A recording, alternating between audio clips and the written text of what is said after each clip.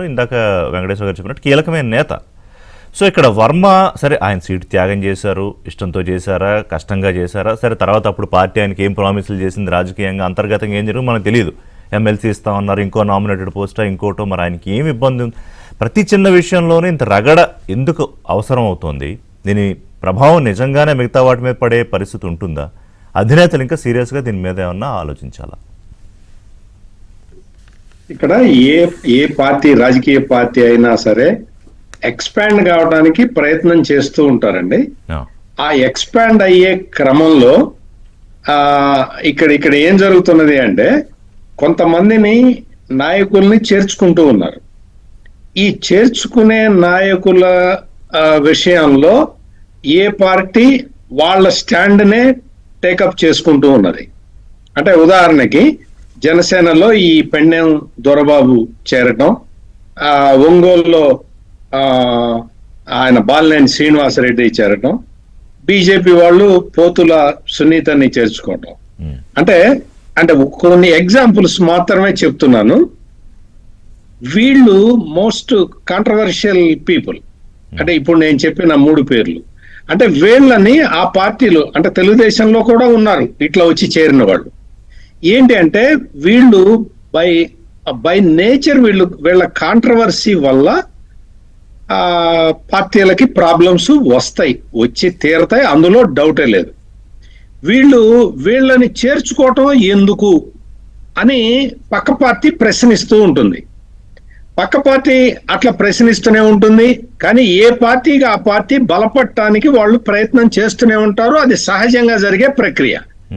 ఇక్కడ ఏంటి అంటే పార్టీలో చేరిన తర్వాత పాత వాసనలను వదిలేయాల్సిన అవసరం ప్రతి ఒక్కళ్ళకి ఉంటుంది. నేను కాంగ్రెస్ పార్టీ నాయకుడిని, నేను కాంగ్రెస్ పార్టీ నుంచి తెలుగుదేశం పార్టీకి వచ్చిన తర్వాత కాంగ్రెస్ పార్టీలో ఎట్లా ప్రవర్తిస్తానో అట్లాగే ప్రవర్తిస్తాను అంటే తెలుగుదేశం పార్టీ ఊరుకోదు కదా. ఆ విధంగా వీళ్ళందరూ కూడా, ఇప్పుడు పెండెం దొరబాబు వైసీపీ నుంచి వచ్చాడు, ఎలక్షన్ల తర్వాత జనసేనలో చేరాడు.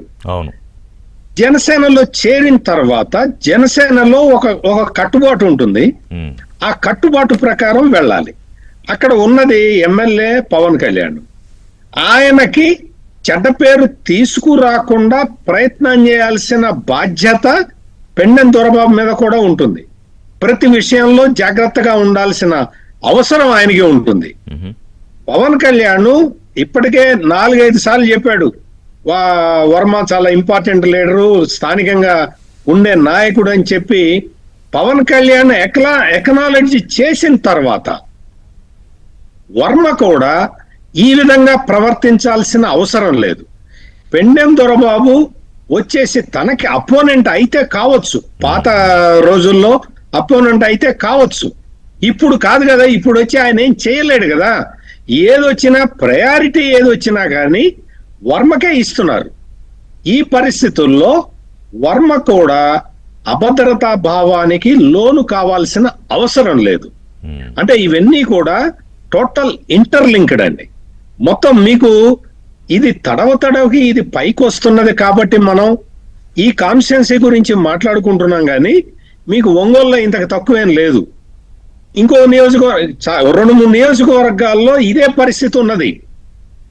ఏంటి అంటే ఇక్కడ వర్మ ఏది చేసినా గాని మీడియాలో మ్యాగ్నిఫై చేసి చూపిస్తున్నారు. ఇది ఒక ప్రధానమైన కారణం. ఎందుకు అంటే కాన్సన్ట్రేషన్ అక్కడ ఉన్నది.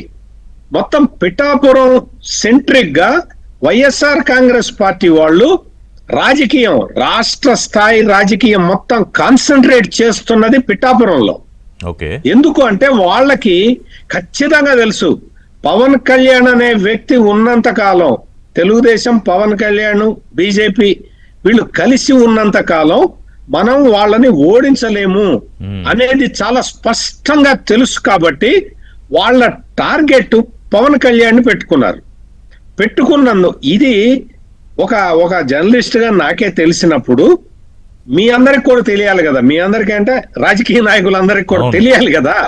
తెలిసినప్పుడు ఎవడి జాగ్రత్తలో వాళ్ళు ఉండాలి. ఈ జాగ్రత్తలు తీసుకునేది ఎలా అంటే కొంత కాంప్రమైజ్ కావాల్సిన అవసరం ఉంటుంది. పెండెం దొరబాబుని పార్టీలోకి తీసుకున్న తర్వాత ఆయన నేచర్ కూడా కొంత మార్చుకోవాలి. అదేవిధంగా వర్మ కూడా కొంత నేచర్ మార్చుకోవాలి. ఇక్కడ జరిగింది ఏంటి అంటే ముందర అంటే ఆ ఫ్లెక్సీలో ఫస్ట్ కట్టిన ఫ్లెక్సీలో స్వాగతం సుస్వాగతం దగ్గర మాత్రమే పవన్ కళ్యాణ్ సింగిల్ ఫోటో ఉన్నది. అవును. ప్రోగ్రామ్ ఎక్కడైతే జరుగుతున్నదో అక్కడ చంద్రబాబు నాయుడు ఫోటో ఉంది, పవన్ కళ్యాణ్ ఫోటో ఉంది. అందుకని ఇటువంటి విషయాల్లో అంటే స్వాగతం చెప్తున్నది ఆయన స్థానిక ఎమ్మెల్యే కాబట్టి ఆయన ఫోటో ఒకటే వేశారు. వివాదమే కాదు, అస్సలు కాదు. ఎందుకు అంటే పవన్ కళ్యాణ్ గాని చంద్రబాబు నాయుడు గాని వాళ్ళ ఫోటోలు కొత్త కాదు, కొత్త ఇది లేదు. ప్రోటోకాల్ పాటించాలి. ఆయన సీఎం అయిన డిప్యూటీ సీఎం, ప్రోటోకాల్ ఆటోమేటిక్ గా ఉంటుంది. అవును. అందుకని ఇటువంటి విషయాలని వీటిని మ్యాగ్నిఫై లేదా ఇంకొకటి ఏంటంటే సత్యమూర్తి గారు, ఇప్పుడు వీళ్ళకేవో అసంతృప్తులు ఉంటాయి. అందరూ బాగానే ఉన్నారు, రాష్ట్రం ఇది అంటున్నారు, అభివృద్ధి అంటున్నారు, పదవులు, కొంత ఆ అసంతృప్తుల విషయంలో ఇంకా అధిష్టానం అడ్రస్ చేయడంలో కూడా కాస్త ఏమన్నా ఆలోచన చేయాల్సిన అవసరం లేదు ఋషి గారు. స్టేట్ లెవెల్లో కోఆర్డినేషన్ కమిటీ ఉంది, చేసుకుంటున్నారు. చాలా చోట్ల కలిసి పని చేస్తూ ఉన్నారు.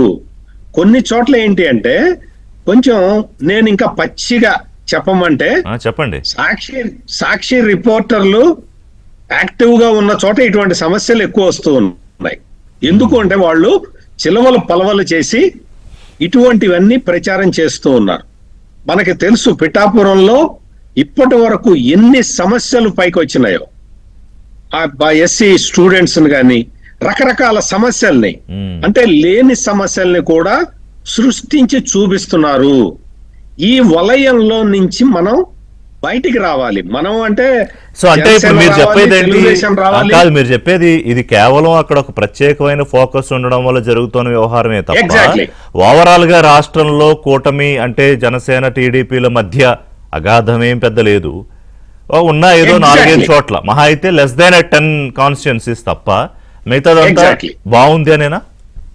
100% కోఆర్డినేషన్ బాగా ఉన్నది. రైట్. ఒక చోట ఎక్కువ, ఒక చోట తక్కువ. ఇప్పుడు ఇప్పుడు కందుల నిడదవోలు కాన్స్టిట్యున్సీ ఉంది, కందుల దుర్గేష్ కాన్స్టిట్యున్సీ. అవును. అక్కడ ప్రాబ్లం ఎందుకు రావట్లేదు? అదే అక్కడ అంటే ఇటువంటివి చాలా ఎగ్జాంపుల్స్ చాలా ఉన్నాయి. కోఆర్డినేషన్ బాగానే ఉన్నది కొన్ని చోట్ల మాత్రమే ఈ సమస్య వస్తూ ఉన్నది. ఈ సమస్య రావటానికి కారణం ఏంటి అంటే ఈ సోషల్ మీడియాలో వీళ్ళు చేసుకుంటున్న ప్రచారాలు. మనం కొంత ఈ రోజు చూసుకుంటే మీకు అక్కడ వర్మకి లేకపోతే పెండెం దొరబాబుకి వీళ్ళకున్న డిఫరెన్సుల్ని అక్కడ ఎవడు పట్టించుకునే నాదుడు లేడు, పట్టించుకోవాల్సిన అవసరం లేదు. ఎందుకు లేదు అంటే అక్కడ ఎమ్మెల్యే పవన్ కళ్యాణ్. అవును. పవన్ కళ్యాణ్ అక్కడ సమస్యలు ఎట్లా తీర్చాలి, ఏంటి కార్యక్రమాలు అవన్నీ ఆయన ప్లాన్ చేసుకుంటూనే ఉన్నాడు. అవన్నీ వస్తూనే ఉన్నాయి. మీకు ఇక్కడ ఈ పొలిటికల్ గేమ్ లో ఎవరైతే మేము పైచేయి సాధించాలి అనుకుంటున్నారో వాళ్ళందరూ గమనించాల్సిన విషయం ఏంటంటే మీరు చేస్తున్న చిన్న పని కూడా మ్యాగ్నిఫై చేసి చూపించే మీడియా మీ పక్కలో బల్లెంలాగా ఉన్నది. ఆ నియోజకవర్గానికి ప్రత్యేకత ఉంది కాబట్టి ఆ దృష్టిలో పెట్టుకోవాలి. ఒక బ్రేక్ తీసుకుందాం. తర్వాత ఈ అంబటి రాంబాబు ఆయన గొడవలు దాని మీద మన బుచ్చే చౌదరి గారు మాట్లాడటము, దాన్ని సేమ్ మళ్ళీ జగన్ మీడియా ఇంత పెద్ద మీరన్నట్టు ఇంత పెద్ద భూతార్థం తీసుకొచ్చి చూపించడం, దాని మీద కేసులు వ్యవహారం నడుస్తోంది. ఇక్కడ ఏంటంటే ట్రాప్లో పడతారా లేదా అని ట్రాప్ వేయడానికి రోజు ప్రయత్నం చేస్తూనే ఉంటారు వాళ్ళు. కానీ ఆ ట్రాప్లో ఎందుకు పడాల్సి వస్తుంది అనేది నా ప్రశ్న.